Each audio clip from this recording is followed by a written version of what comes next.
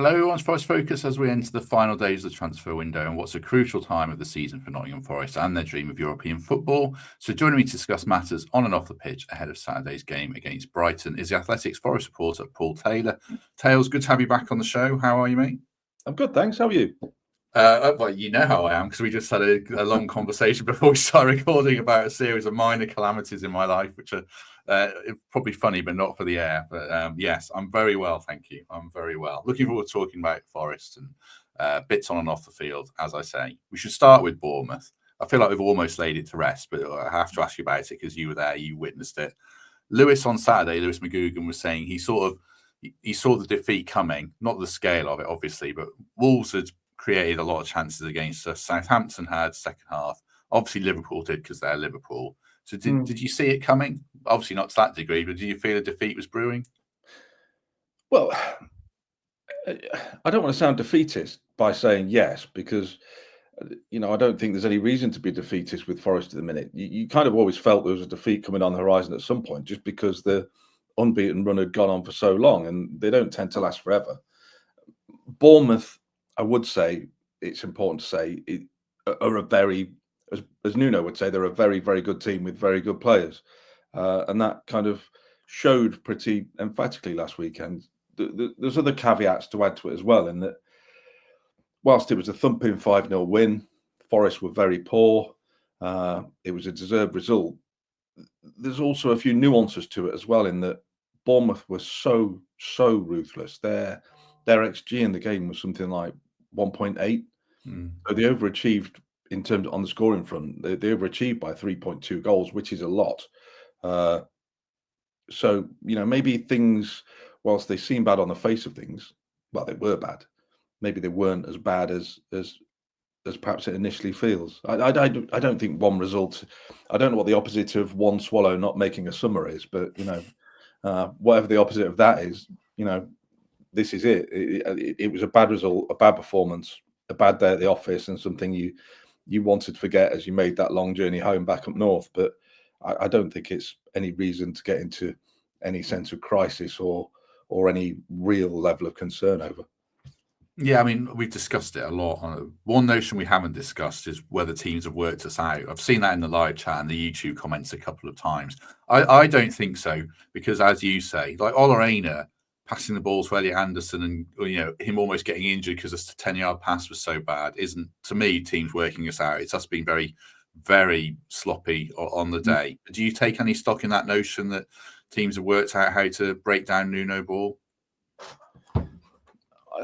I don't think so. I think what it's fair to say is Forest have been a huge surprise package this season, and they're no longer that.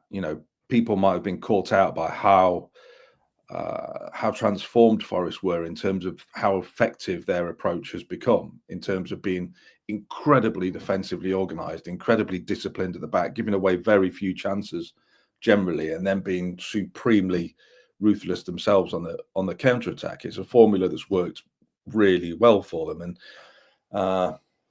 I'm not sure how you would necessarily counter that to any great degree. And I don't think teams necessarily have. I don't think teams have suddenly found Forest out.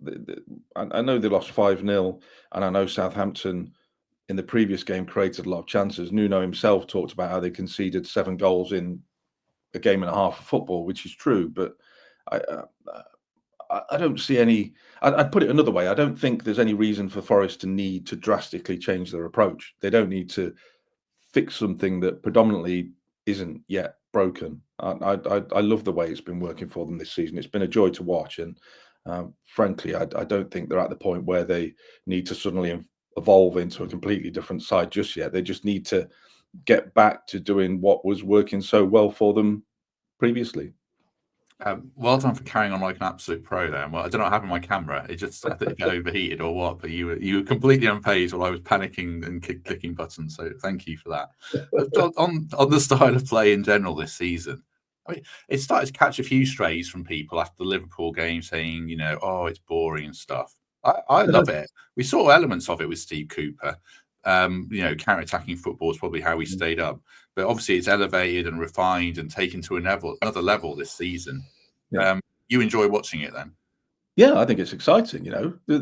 When Forest win back possession or when they get themselves on the ball, they attack with pace and purpose and decisiveness. And watching players like Morgan Gibbs-White and Callum Hudson-Odoi and Anthony Elanga and even Chris Wood do what they do is never going to be boring. I really like watching Forest play. I think, not to go off on too much of a tangent, but I was talking to somebody the other day about how maybe perhaps this is why Nuno was always doomed to fail at Tottenham, where they have perhaps a different set of expectations and different demands for a style of football. They perhaps there expect their teams, particularly at home, to have possession, to dominate the ball, to dominate the game. I think at Forest, I was going to say you can get away with it a bit more, but I don't think that's quite the right phrase. But either way, I think there's a more of an accepting nature to this style of football because it is bringing them success, because it, let's be honest, isn't too far away, not too far removed from the style of football that brought them great success many moons ago under Brian Clough. They were a counter-attacking team then. I think they probably had a bit more of the ball and were a bit more nuanced in terms of their passing style, but predominantly were still a counter-attacking team. And I think it's just the perfect fit with Nuno in that sense, in that he's got a style of play that is A, hugely effective, and B, kind of fits the narrative, if you like, at this particular football club. You struck on something I was thinking the other day, actually. Probably might have been during the game around Iraola. Like, obviously, he's going to be linked with bigger clubs. No disrespect to Bournemouth, Spurs, Chelsea, all that kind of stuff. One of the benefits of Nuno and being so successful as Forest is he's probably not going to be linked with bigger clubs, is he? With all due respect to Nuno as well, because of the style of play, it sort of has a ceiling. Isn't the right phrase, but in a way, a ceiling of club. Do you think like this? What I'm angling at is that Nuno could stay at Forest for years, really, without us worrying that he's going to get picked off by someone, and hopefully, it brings us that period of sustained success that we all crave. I think that's probably true in the Premier League. What I wouldn't know with any great certainty is how his style of play would be viewed in Europe. He's already coached some big clubs in Europe, and I wonder if there might be one or two of the bigger clubs in Europe who might be looking at him and thinking that he'd be one for the future. Would his style work in Serie A? Would it work in La Liga? I don't know. Maybe it would, but I think in a very, very roundabout way, yes, I think you're right. I think in terms of the Premier League clubs, at least, he's probably not one that's going to be on the radar of Manchester City or Liverpool or Arsenal. But who knows? If he carries on doing a very good job, who's to say that he's not capable of playing in a different way with a different group of players? It was quite interesting. Without waffling on too much, it was quite interesting talking to him not too long ago about his style of play and how, when he arrived at Forest, he didn't arrive with a preconceived idea of how he wanted Forest to play. He came and looked at the players he'd got, looked at their abilities, looked at their talents, looked at what he got at his disposal, and then came up with a style of play that he thought would suit them. So if he walked into a Liverpool or an Arsenal or a Manchester City dressing room with a different collection of players with different abilities, he might decide that there's a different way of doing things. I think if you're a good football manager, you're a good football manager and can probably adapt to your surroundings and to the players you've got. Yeah, I think you're right.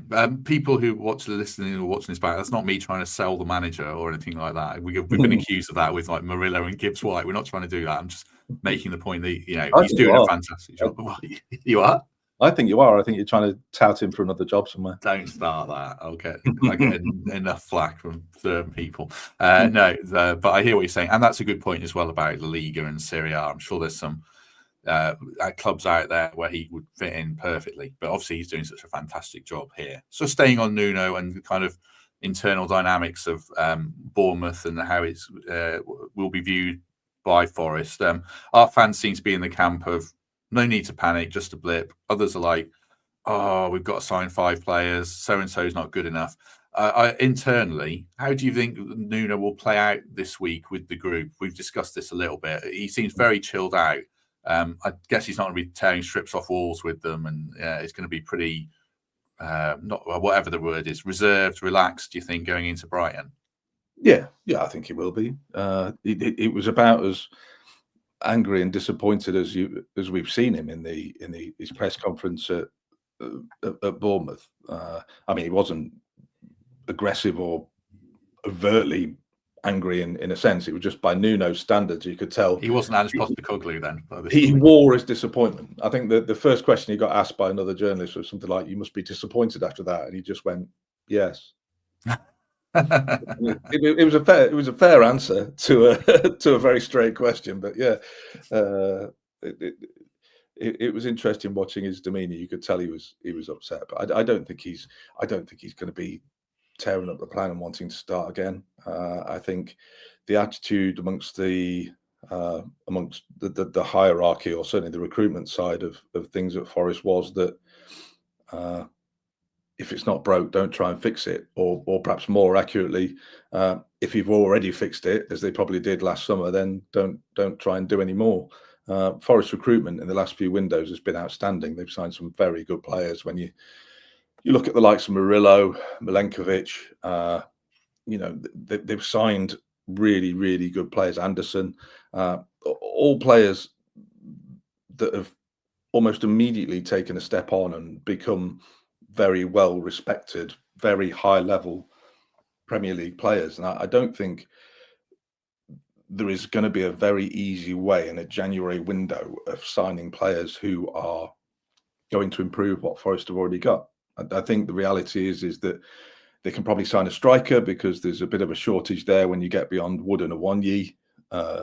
Awoniyi has looked a bit ragged, a bit short of match fitness, but that's entirely understandable. He hasn't had game time.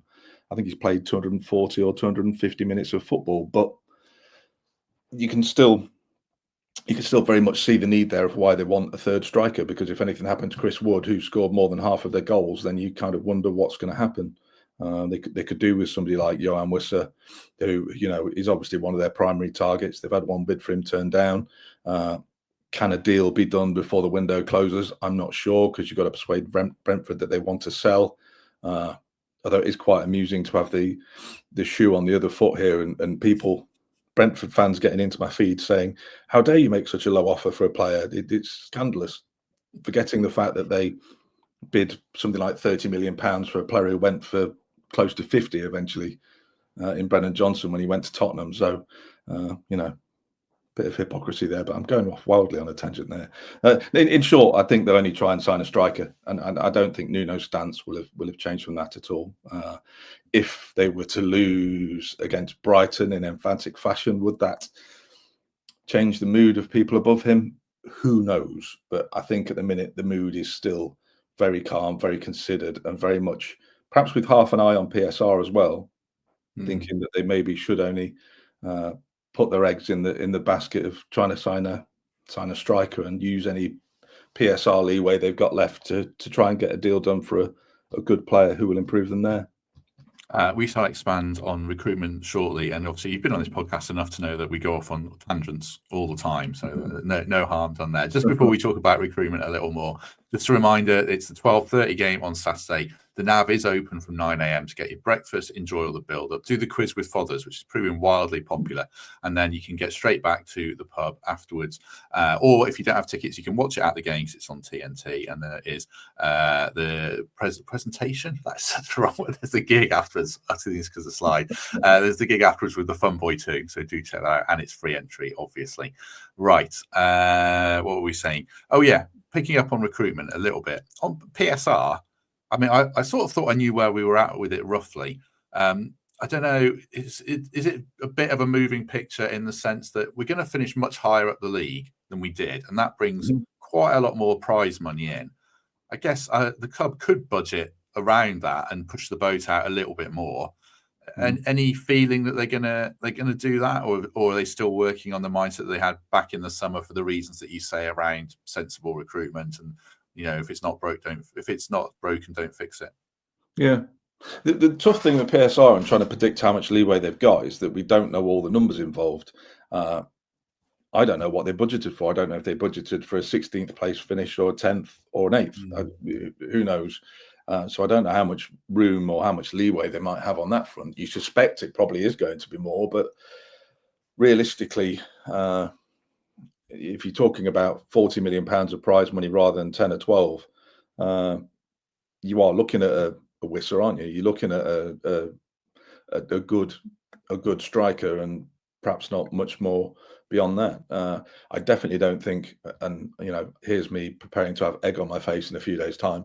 I don't think there's room in the budget for them to go out and sign 5 or 6 players. I'd be reasonably confident of that. I think it will only be 1 or 2, and they need to focus what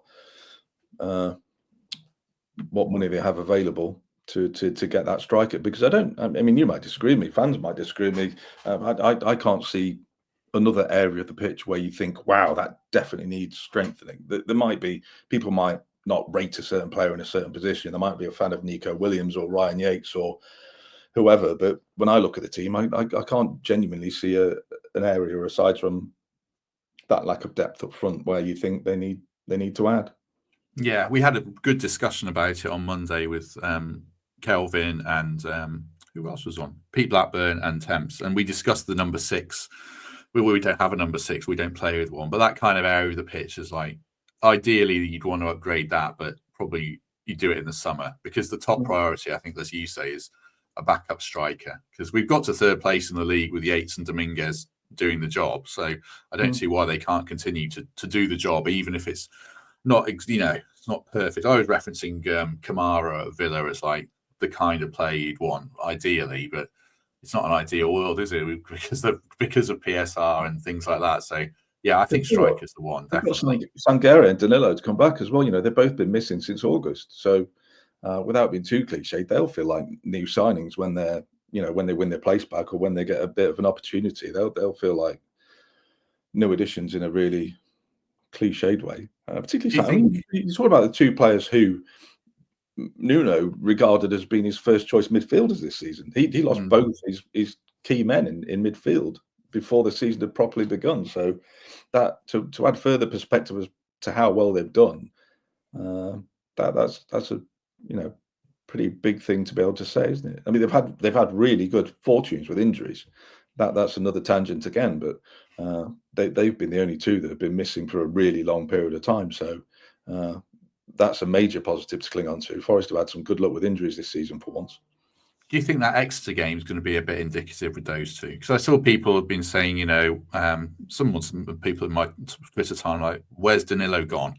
I guess such a big injury, you've got to be so careful. The Premier League feels like you don't really want to bring them back in the Premier League unless it's, the end of a game where you're 3-0 up, not 3-0 down, hopefully. But especially with Sangare getting some minutes against Exeter and Danilo potentially getting a start, I imagine, is that going to be an important game for where those 2 are heading? Yeah, probably. And I kind of understand why they haven't had much of a look in yet so far, because you've got James Ward-Prowse, who and he was an established England international. I think he got 12 or 13 caps. A really, really good player who played week in and week out and was a reliable, consistent performer in the Premier League for many, many years. Can't currently get in this Forest team, which is a sign of how well the likes of Yates and Dominguez, and particularly Anderson, have done. I think in reality, Yates and Dominguez are probably going to be looking over their shoulders when Danilo and Sangare do get back in, because Danilo in particular was looking very bright before his injury. He looked good in pre-season. Sangare, I think, is a far better player than we've perhaps seen of him yet. I think there's more to come from him. So I think there's reason for optimism there in midfield. I wouldn't be trying to sign anybody this January, that's for sure. Yeah, Sangare was, I thought he was playing quite well at the start of the season when he got injured. He had a really good pre-season, so I still have hope for him. Would you like to see a Danilo and Anderson midfield too? I really think that could be interesting. The question is, against really top teams, whether they could hang, with the midfield too like that and hold their own. Do you think that's a good long-term pairing potentially? Yeah, they're both. I don't know the stats off the top of my head, but I know that they're kind of stats when it comes to winning the ball back and winning tackles and recovering possession. It's actually probably a bit higher than you might think. They're both really quite good at it. Anderson in particular has got a lot of strings to his bow when you look at his attributes. We did a piece on him a few weeks ago where we kind of looked at what he brings to the table, and he's a real all-rounder. He is great on the ball. He can carry it forward. He can pass. He's dynamic. He's energetic, but he's also really strong, and he can read the game well and intercept passes. He can tackle. He's a lot more physically strong than perhaps he first appears. So him and Danilo, who actually shares a lot of the same attributes. I think sometimes with Danilo, because of his personality and the way he is, you sometimes think of him as being a kind of more flamboyant attacking player, but he's actually, his strengths are the same, sort of winning the ball back, being dynamic, strong passing, carrying the ball. He's more in the mold of a typical English central midfielder than perhaps a Brazilian one. And I say that as a positive rather than a negative. So those two together, in theory, should make for a really good partnership. I hope we get to find out before the end of the season. Yeah, he's got that kind of slight build, hasn't he? But he's quite strong. And obviously, we signed him as a defensive midfielder from Palmeiras. That's what his kind of bread and butter in Brazil was. So rumours again today or yesterday around Douglas Luiz and potentially coming. I'm always wary of agent talk in this kind of thing, and I sometimes wonder if we're being used as a pawn in some of these deals. Do you think that's one that could happen? But like you say, we'd have to get tanked by Brighton for us to really pursue that then, perhaps. Yeah. Maybe I'm reading it wrong, but I just can't see a world where they've got the kind of finance available to do that kind of deal. Had it been the summer when they might have more leeway, or were they to be, considering selling somebody else, I could see that potentially happening. But in the short term, I don't think it's a January one. No, perhaps on loan. Sticking with strikers as well. Taiwo's linked with Everton. I see today. I think that'd be a really good move for him, whether it's hopefully on loan. But I don't know. Just on Taiwo, like it feels like he needs the minutes, doesn't it? I mean, do you see if he goes out on loan and gets 6 months of good football, we could yet see the best of him? This is a question we've asked so much, but I want to get your take on it. I don't think they can afford to let him out on loan. Maybe I'm wrong, but they've already got themselves a problem where they need to sign a striker in January, which is the hardest thing anyway. So why give yourself a problem where you might need to sign two, unless they've got somebody up their sleeve that they could get easily? I don't see the point in it. Why would you give yourself that additional problem? And in Taiwo, they've got a player they know is good. It's just about how you get him back to that level again. Do you know what mystifies me? Maybe I'm old school, and maybe I'm, a bit over the hill on this front. But in the old days, when a player needed fitness, they'd go and play in the reserves. No one does that now. Not just Forest. No one does it, do they? It doesn't happen. You don't go down to watch the B team and see a first team player or two in there. I don't get it. Surely it's the same. It's like if you need match fitness, go and play a match. We'll both know from talking to Gary Birtles back in the day what he'd think about that. He'd be like banging on the manager's door asking for a game in the reserves, wouldn't he? So, I've gone off on a tangent again, but I don't understand why if Taiwo's very obviously lacking match fitness, go and let him play a match or two, and it doesn't have to be by going out on loan to Everton. Get him down to Loughborough to play in the B team a couple of times. It's just logic to me. Yeah, and you can't. I agree. You can't let him go without having someone else come in. I agree.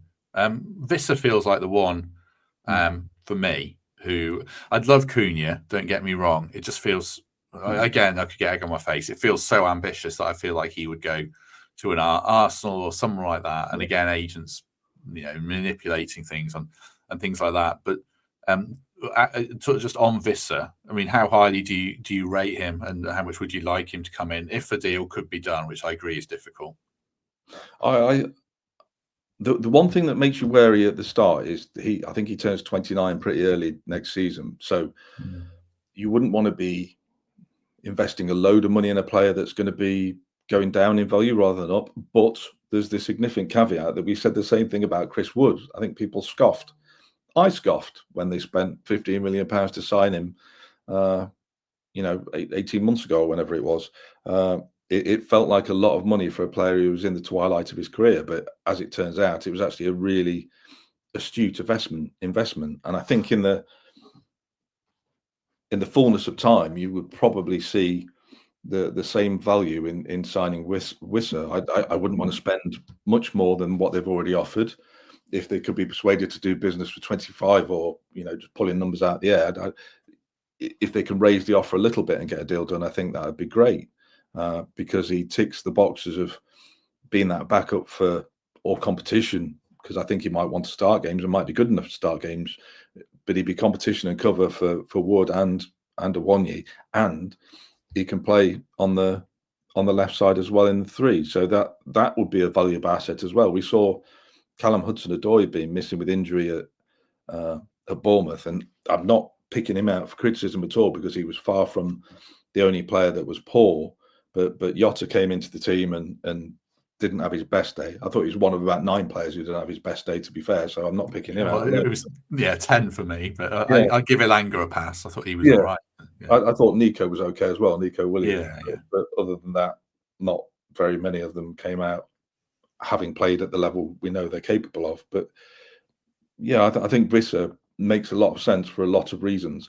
Also, he's not going to require matches to get used to the Premier League. He's played here for 4.5 seasons, consistently performed, knows what the division's about, probably knows what Forest are about, has all the attributes to play within the way that Nuno plays. He's got a bit of pace, he can finish, he's sharp and agile. I like him. I think he'd be a very good signing if they could get it done. Yeah, I think so. Anyone who can play across the front three, for me, to a good level, is that profile of player is what we want. Just lastly on recruitment, a couple of players quickly to ask you about. Omobamidele's gone on loan to Strasbourg. Do you think that's the last we'll see of him in a Forest shirt, or might he come back next season? I think there's an option or a clause in the loan deal. Do you think he's done with us or not? I guess it depends on how well he does there, to be honest. They've got a clause to buy him, and let's be brutally honest, he was not very close to the Forest first team. It's not like he was probably the one player in the squad who very, very rarely got a look in, even on the bench. So you felt for him a little bit in that sense. But Strasbourg, they're a really interesting proposition. I read, we did I can't remember which one of my colleagues wrote it, so I feel a bit bad, but I remember reading a really nice piece on them in the Athletic a few days ago, and I didn't know what an interesting setup they've got there. I think that their outfield 11 had an average age of 22. Their oldest player is the keeper, who's 25, and they've got this real mindset of developing young players, and he would fit perfectly into that remit. Obviously, I think he's 21 or 22 still. So maybe he'll go there and thrive under a forward-thinking coach within a team where there isn't any pressure on you because everybody's young. So maybe he'll thrive there, and Forest will think, well, we've missed a trick there. We'll not sell him. But I think the reality is that he's pretty likely to go there permanently, I think. Last one I want to ask you about as well, and an impossible one to answer definitively. But do you think Emmanuel Dennis will go this month? It feels like he's the one that we keep saying every window, and Emmanuel Dennis is always the last sentence at the bottom of any story. So what about him? I think there will be an "and" Emmanuel Dennis before the end of the January window. Let's put it that way. I think there's a few clubs interested in him, including the perennial interest from his former club, Watford. Yes. Whether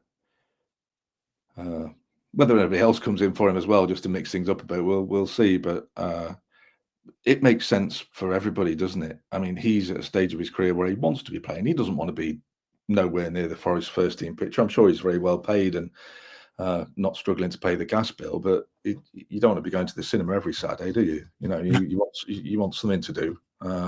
And for the sake of his career and for the sake of Forest wanting him off the wage bill, it just makes sense for everybody for him to go somewhere else and play regular football. Yeah, he's got a year left on his contract. I did just have a look at that, and I'm sure, I don't know what it is, but I'm sure it's a very well paid contract. We'll just turn our attention to the Brighton game briefly with Tails in 1 second. But just before we do that, A reminder that Lewis McGugan of this parish and obviously formerly of Forest, he now runs the academy at Eastwood Town, or Eastwood CFC as it is, not Eastwood Town anymore.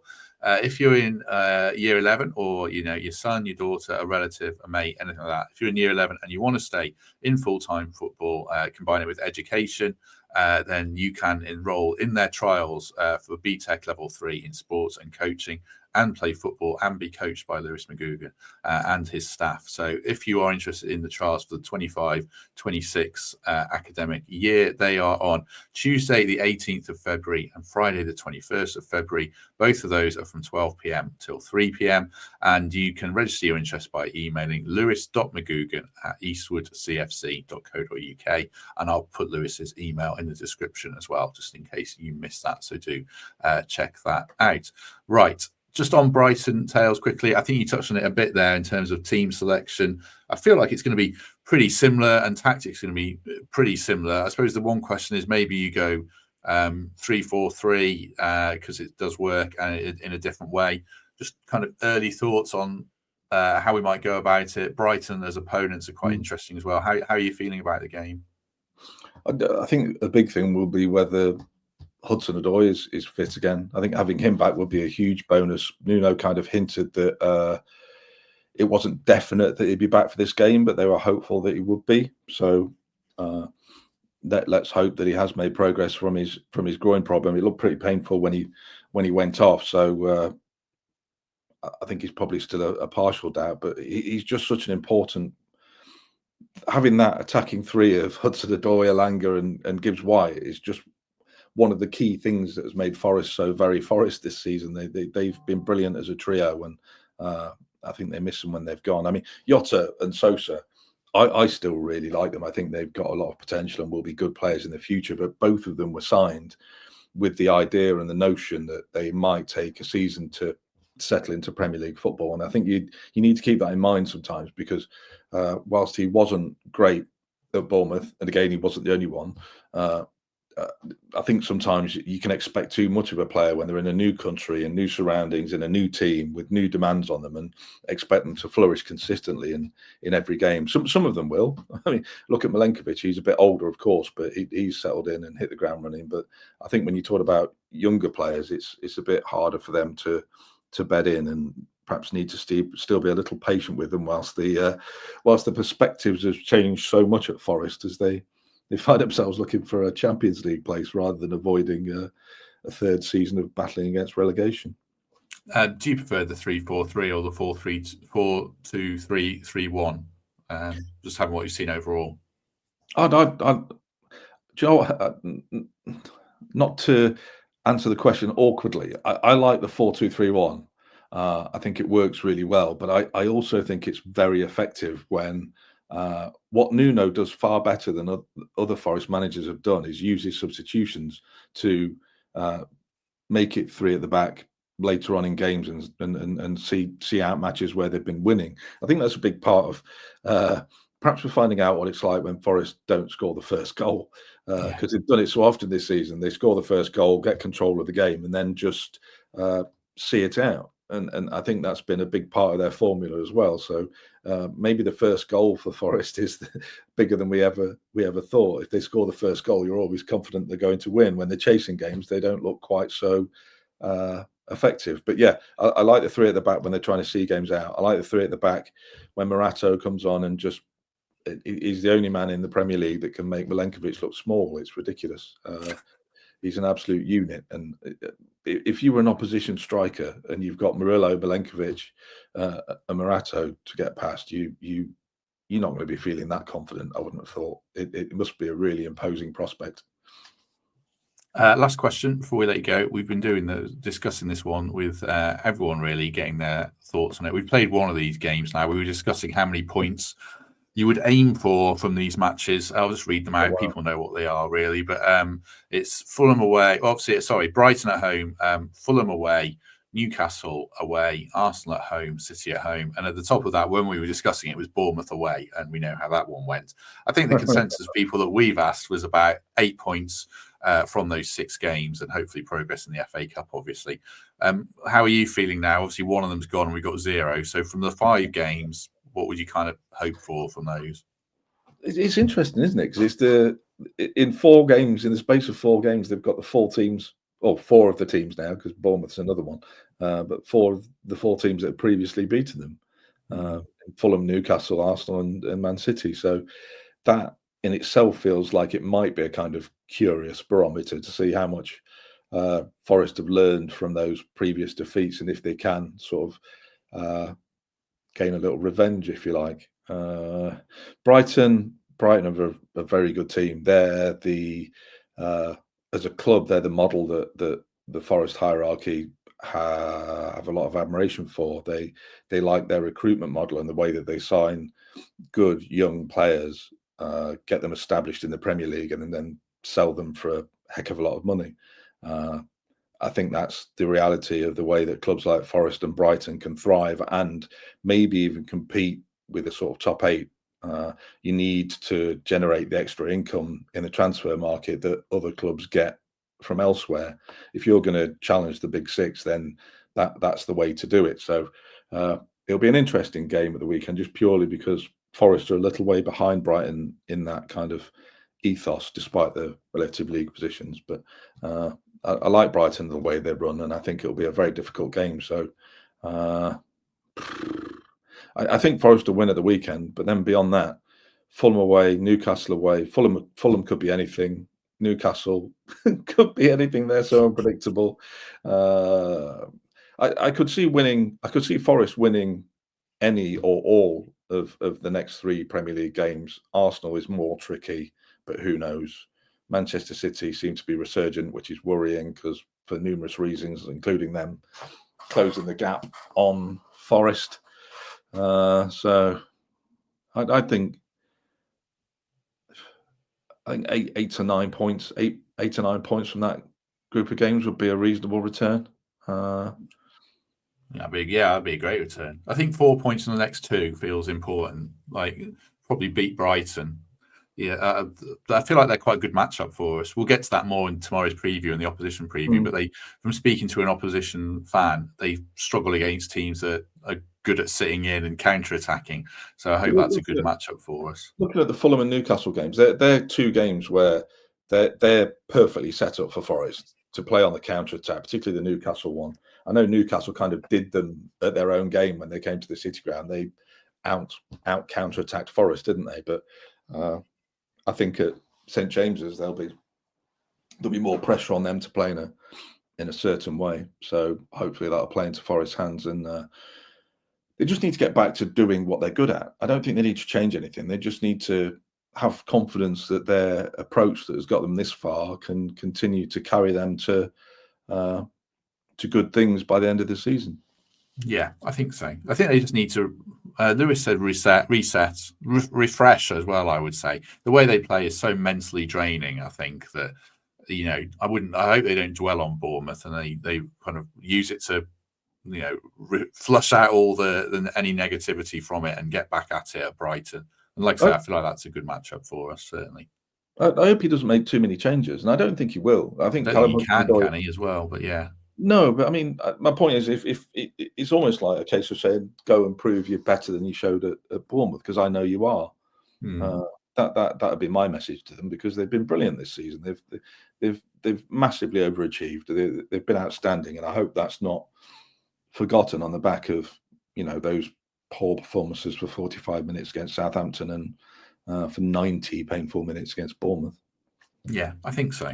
I mean, if you go through the team, like obviously Sells is, if you don't use the word undroppable, but as close to it as you can. Sells, Aina, Milenkovic, Murillo, Elanga I would put in there, Wood I would put in there, Anderson you'd put in there, and Gibbs White you'd put in there. I think that's 8 out of the 11. So it's really just the Yates/Dominguez position, the winger position if Hudson-Odoi's out. And I think Nico's nailed down that place as well. So that's why I say there's not a lot he can do, because if he starts chopping and changing to that degree, that does feel knee-jerk to me. And I don't think that's Nuno. So I think we'll see 10 of the 11 play or something like that, I would imagine. Yeah, I would think. Right, we shall preview that game in full tomorrow at 10 a.m. with Pete and Greg. Then we'll have an opposition preview on Friday, which I've already recorded, and it's good stuff, I promise, so do check that out.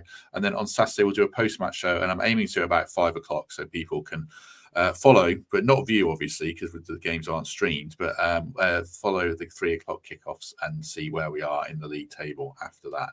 If you have enjoyed this, do us a favor, hit like, hit subscribe. Do consider channel membership or Patreon, or just a nice 5-star review on iTunes or Spotify. I should just put a little plug up as well for podcast merchandise, because that's been selling like relative hotcakes in the post-January sales. If I can find the slide. Can't even find this. There it is. Right, here we go. There you go. You can get mugs, you can get hoodies, you can get t-shirts. There's an extra t-shirt and hoodie design there as well. So if you fancy any of that, forest-focus.co.uk, do have a look at that. Since we're in the mood for plugs, Tails, anything that you want to plug of your work in the Athletic, or anything else you want to add before we depart? Well, I've done a column today in the Athletic that's basically just everything I've said. So, read it if you want. I've just said it all. I promise it is good. That's basically it, really. We've got some nice stuff coming next week, but I don't want to give too much away. Okay, yeah. Well, next week is post-transfer window, which is always good, especially for the Athletic, because of the considered breakdown piece, which we'll do an audio version of as well. But do check out the Athletics version with Tails next week. Right. Thanks very much for everyone's company today. If you haven't already, do us a favor, hit like, hit subscribe on this if you're on YouTube, and if you're listening on audio, do give us a nice review. But thanks for your time, thanks for your company, and if we don't see you tomorrow, we shall see you soon.